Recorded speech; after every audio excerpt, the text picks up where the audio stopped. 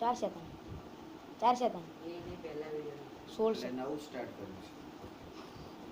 નમસ્કાર, શ્રી કેશવ કેળવણી ટ્રસ્ટ સંચાલિત શ્રી સરસ્વતી વિદ્યા મંદિર અમદાવાદથી હું ડૉક્ટર નીરવ શાહ. આપણે ધોરણ 10ના ગણિત વિષયના વર્ષ 19-20ના પ્રકરણ 1 વાસ્તવિક સંખ્યાઓનો અભ્યાસ કરીએ છીએ. એમાં આપણે સ્વાધ્યાય 1.3 જોઈશું.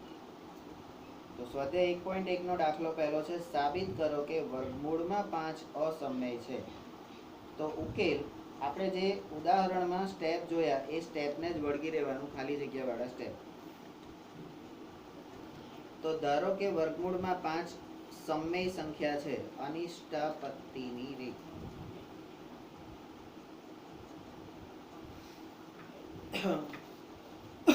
નંબર 2, આથી આપણને પરસ્પર અવિભાજ્ય પૂર્ણાંકો a અને b એવા મળે કે જેથી વર્ગમૂળમાં 5 બરાબર a અપન b થાય. સ્ટેપ નંબર 3, હવે બંને બાજુ વર્ગ કરતા આ રીતે જ્યારે આવે ત્યારે શું કરવાનું હોય છે? તો કે બંને બાજુ વર્ગ કરતા. તો બંને બાજુ વર્ગ કરો તો શું થાય? તો અહીંયા વર્ગમૂળમાં 5 એનો પણ વર્ગ કરવાનો અને અહીંયા a અપન b આખાનો પણ વર્ગ કરવાનો. તો અહીંયા તમારે વર્ગમૂળમાં 5નો વર્ગ એટલે આ વર્ગ અને વર્ગમૂળ નીકળી જશે તો 5 આવશે. અને ઘાતાંકના નિયમ પ્રમાણે ઉપર અંશનો પણ વર્ગ અને છેદનો પણ વર્ગ થશે તો તમને જવાબ મળશે 5 બરાબર a² અપન b². બરાબર. હવે આ b² ને ઉપર લઈ જતા a² બરાબર 5 × b² આવો જવાબ મળે. સ્ટેપ નંબર 4, આમ 5 એ a² નો અવયવ છે. આ 5 એ કેવો છે? a² નો અવયવ. કારણ કે આવું તમે કેમ કીધું? આવું કેમ કીધું? તો આપણે 1.3 જે કીધું હતું ને કે ભાઈ આ આનો અવયવ હોય એમ.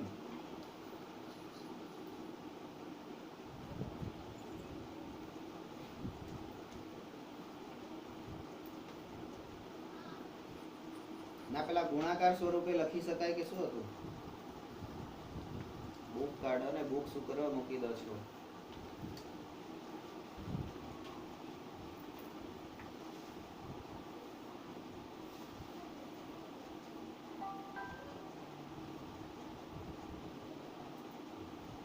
એ નથી લેવાનું.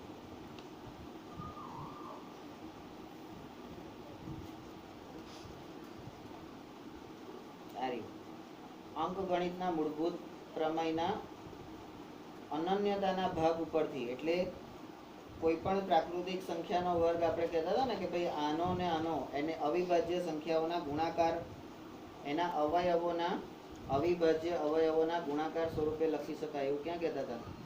અંકગણિતના મૂળભૂત પ્રમેયમાં જ કહેતા હતા ને. હા, બરાબર. તો અહીંયા 5 × b² છે એટલે 5 એ a² નો એક અવયવ છે એવું કહેવાય. બરાબર.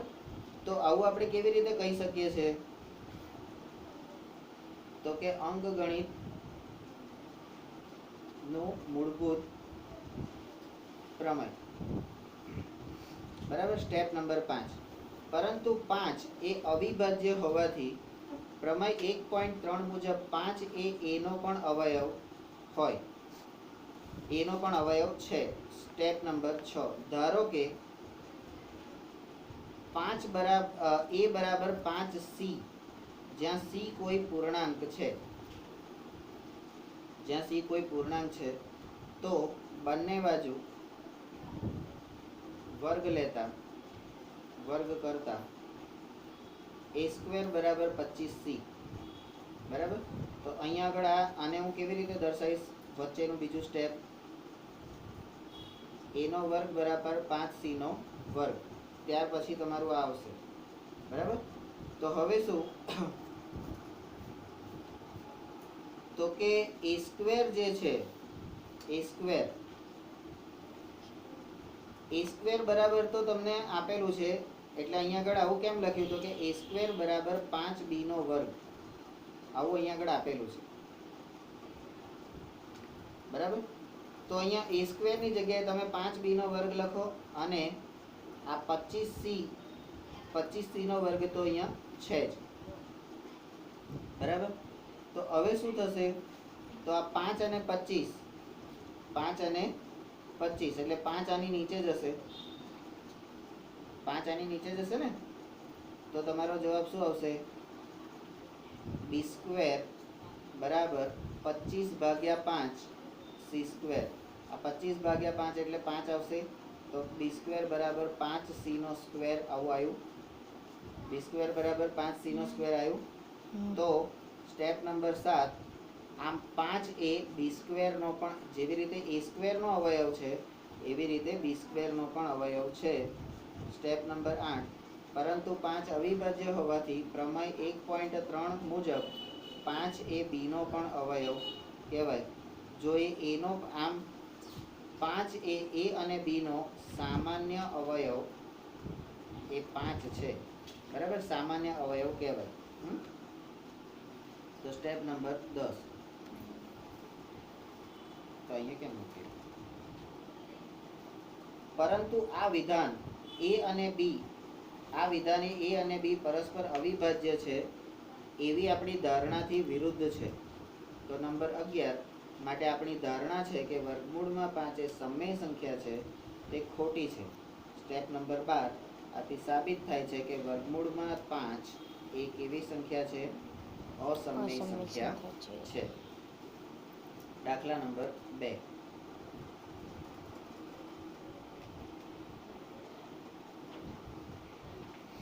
સાબિત કરો કે 3 વત્તા 2 વર્ગમૂળમાં 5 અસમમેય સંખ્યા છે.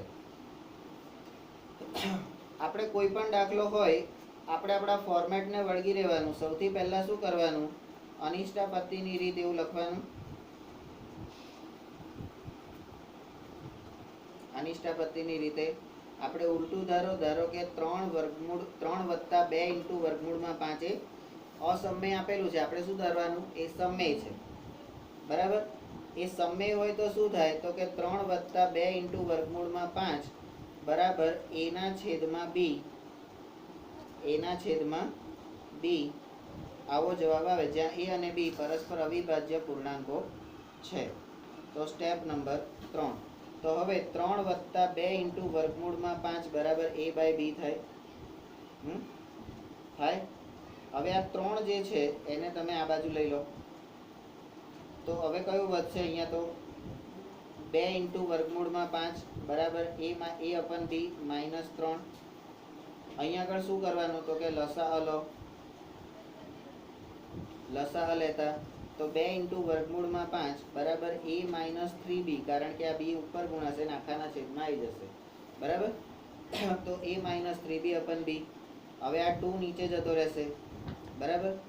તો વર્ગમૂળમાં 5 બરાબર એ માઇનસ 3બી છેદમાં 2બી, બરાબર. સ્ટેપ નંબર 4, હવે એ અને બી પૂર્ણાંકો હોવાથી, એ અને બી પૂર્ણાંકો હોવાથી એ માઇનસ 3બી અપન 2બી એ કેવી સંખ્યા છે? સમમેય સંખ્યા છે. કેવી છે? સમમેય સંખ્યા. અને સ્ટેપ નંબર 5, તેથી વર્ગમૂળમાં 5 પણ કેવી થાય? સમમેય સંખ્યા જ કહેવાય. વર્ગમૂળમાં 5 કેવી થાય? પરંતુ આપણને આપેલું છે કે વર્ગમૂળમાં 5 અસમમેય સંખ્યા છે. તો કે એમાં અમને શું કરીએ? તો આમ વિરોધાભાસ ઊભો થાય છે, માટે આપણી ધારણા ખોટી છે. નંબર 8, આમ સાબિત થાય છે કે 3 વત્તા 2 ઇન્ટુ વર્ગમૂળમાં 5 એ કેવી છે? અસમમેય સંખ્યા છે.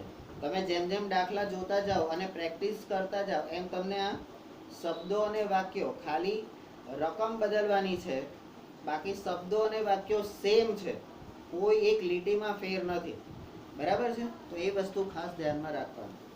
પણ અહીંયા ફેરફારમાં શું ધ્યાન રાખવાનું? તો જ્યારે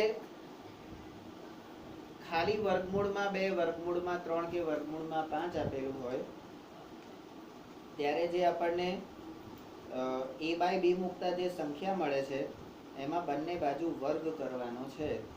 અને જ્યારે સરવાળાવાળી વાત આવે, 3 વત્તા 2 ઇન્ટુ વર્ગમૂળમાં 5 બરાબર, આવી કોઈ વાત આવે ત્યારે એમાં બંને બાજુ વર્ગ કરવાનો હોતો નથી, ત્યારે લસાઅ લેવાનો હોય છે, બરાબર. આ 2 પ્રકારના દાખલા છે, ધ્યાન આવે. ચલો હવે દાખલા નંબર 3. નીચે દર્શાવેલ સંખ્યાઓ અસમય છે તેમ સાબિત કરો. એનો પહેલો 1/√2. તો ઉકેલ અનિષ્ટાપત્તિ ની રીતે ઉકેલ એનો મેળવવાનો છે.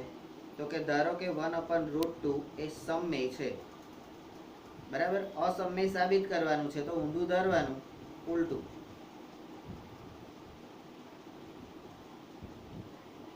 હવે અસમય હોય એટલે સમય હોય તો એને p/q સ્વરૂપમાં દર્શાવી શકાય. તો a/b સ્વરૂપમાં આપણે દર્શાવવાનું. તો 1/√2 બરાબર a/b, બરાબર. તો એને આપણે સ્ટેપ નંબર 2 કહીશું. આ તમારું સ્ટેપ નંબર 3 જ્યાં a અને b પરસ્પર અવિભાજ્ય પૂર્ણાંકો છે. Step number 4. હવે જો અહીંયા કોઈ સરવાળા વાળી જ વસ્તુ નથી તો શું કરવાનું? તો કે બંને બાજુ વર્ગ કરતા.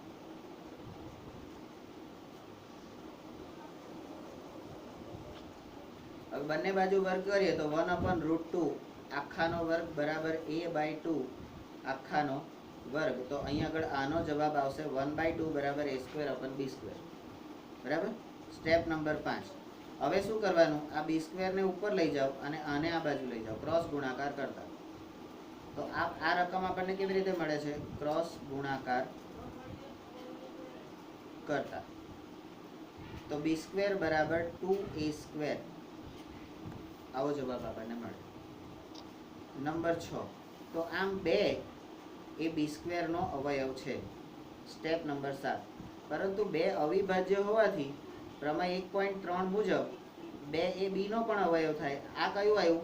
તો તમારું 1.3 કે ભાઈ a² નો અવયવ હોય તો એ b a નો પણ અવયવ હોય, બરાબર. નંબર 8. તો ધારો કે કોઈ પણ ધન પૂર્ણાંક c માટે b બરાબર આપણે 2c ધારો, b બરાબર 2c, જ્યાં c કોઈ પૂર્ણાંક છે. પછી શું કરવાનું? તો કે બંને બાજુ વર્ગ કરો. બંને બાજુ વર્ગ કરો તો b નો વર્ગ બરાબર 2c નો વર્ગ. તો b નો વર્ગ એટલે b² અને 2c નો વર્ગ એટલે 4c², બરાબર.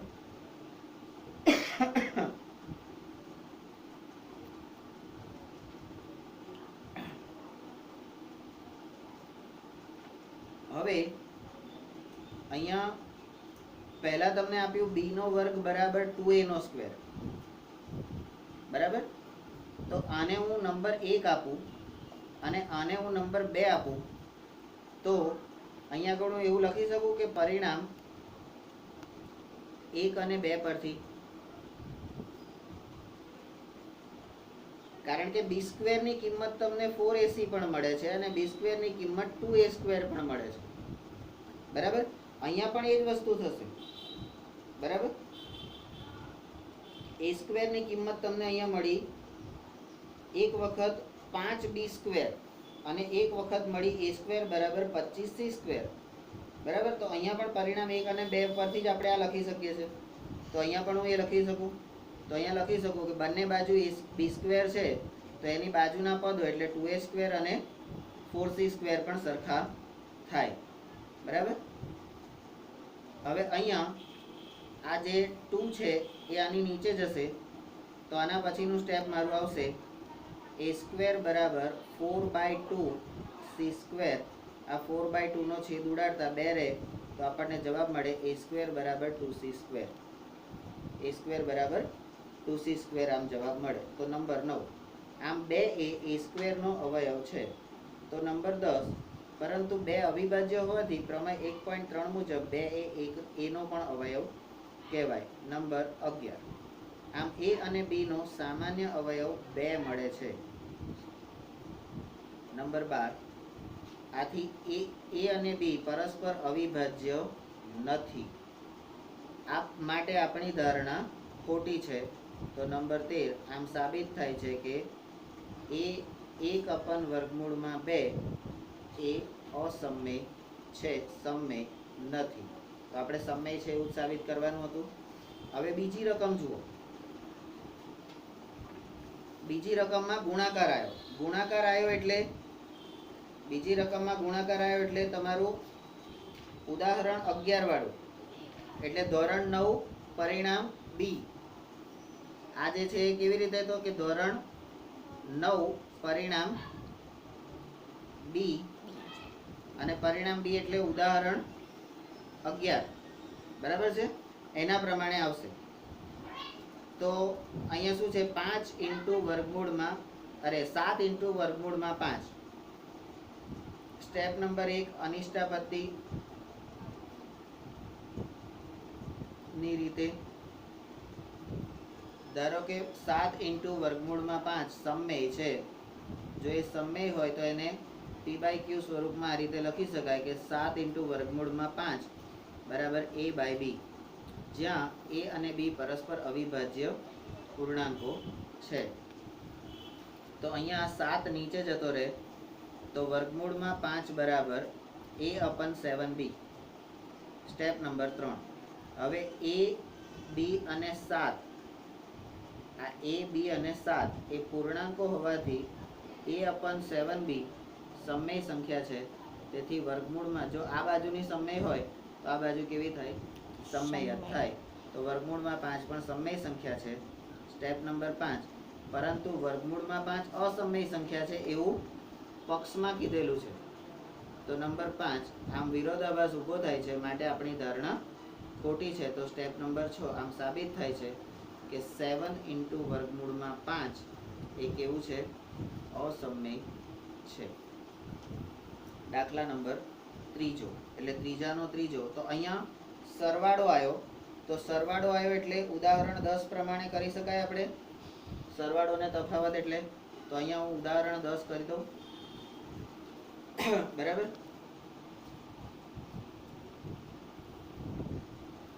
તો અહીંયા સ્ટેપ નંબર 1 અનિષ્ટા પદ્ધતિની રીત.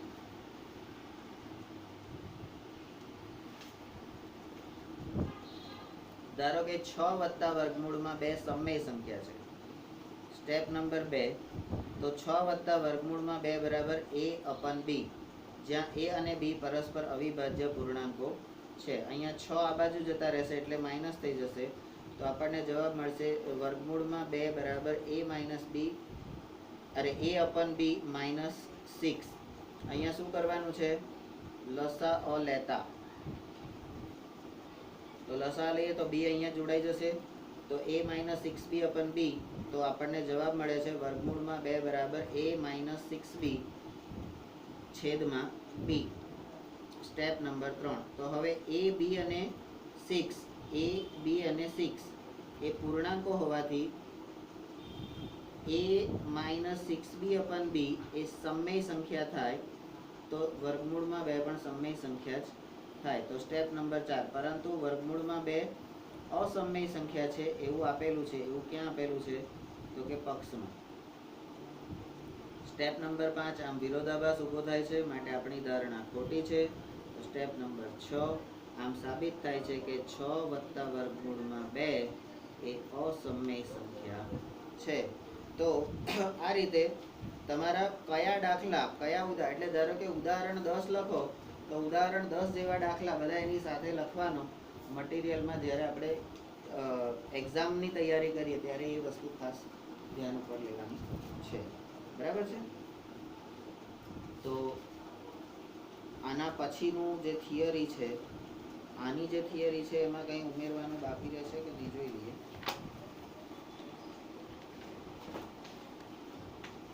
ના, કમ્પ્લીટ જ છે.